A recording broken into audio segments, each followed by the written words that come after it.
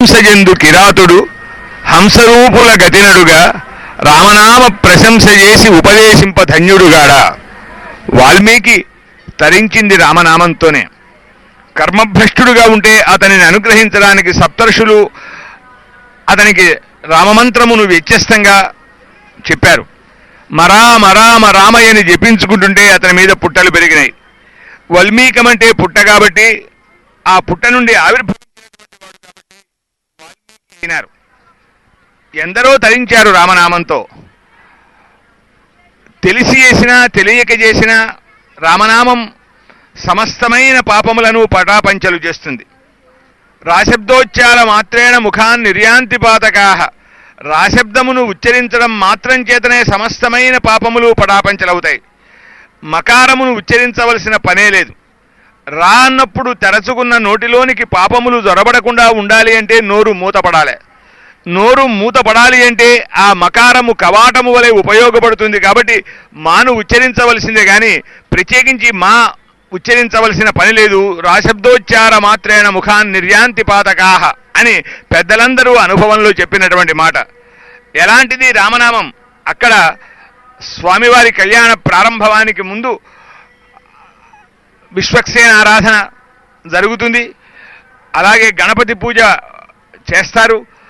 ఏ కార్యమైనా నిర్విఘ్నంగా కొనసాగాలి అంటే ఆ గణపతిని పూజించి మహాగణాధిపతి ప్రసాదం శిరసా గ్రహణామి అని ఆ అక్షతలు శిరస్సును వేసుకొని ఆ గణపతి యొక్క అనుగ్రహంతో విఘ్నాలు కలుగకుండా ఉండడం కోసం, విఘ్నాలు కలుగవని కాదు, ఆ కలిగినటువంటి విఘ్నములకు ఉపశాంతి కలగడం కోసం సర్వ విఘ్నోపశాంతయే అని మనం ఆ గణపతిని ఆరాధన చేస్తాం. ఆ వైష్ణవ సంప్రదాయంలో వారు విశ్వక్సేనారాధన చేస్తారు.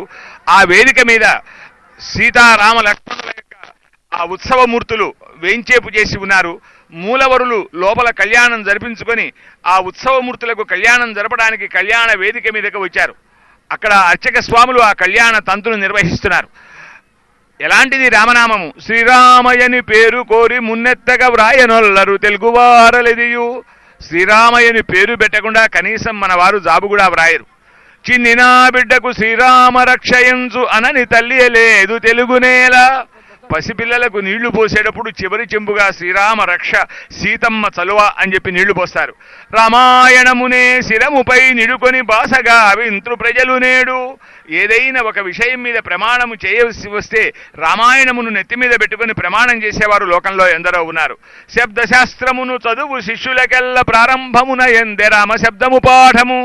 ఎవరైనా సంస్కృత భాషను వ్యాకరణమును చదువుకుంటామని ముందుకు వస్తే వారికి అకారాంత పుంలింగో రామశబ్ద అని రామశబ్దమును పాఠం చెప్తారు.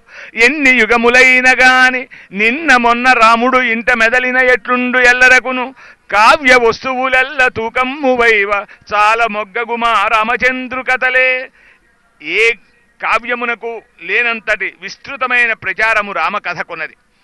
సంస్కృతంలో వాల్మీకి మహర్షి ఏ ముహూర్తాన రామకథకు శ్రీకారం చుట్టారో ఆనాటి నుంచి ఈనాటి వరకు భారతదేశంలో ఉన్నటువంటి అన్ని భాషలలోనూ కవులు కావ్యమును వ్రాయడానికి ప్రయత్నించినటువంటి వారు ఏదో ఒక ప్రక్రియలో శతకంగానో, చెంపు కావ్యంగానో, కేవలం గద్యకావ్యంగానో, కేవలం పద్యకావ్యంగానో, హరికథగానో, నాటకంగానో, ద్విపద కావ్యంగానో రామకథను రచించకుండా ఉన్నటువంటి కవులు లేరు.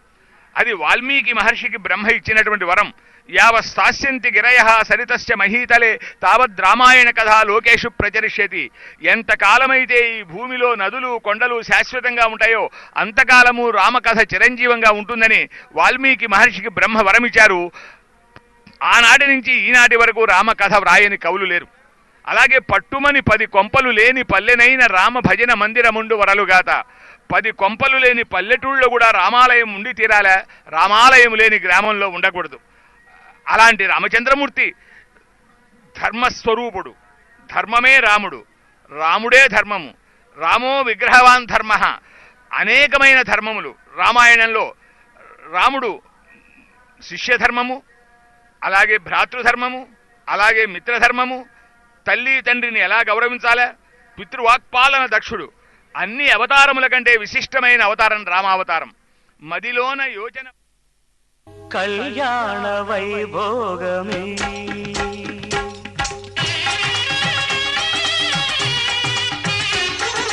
కళ్యాణ కళ్యాణ వైభోగమే శ్రీ సీతారాముల కళ్యాణమే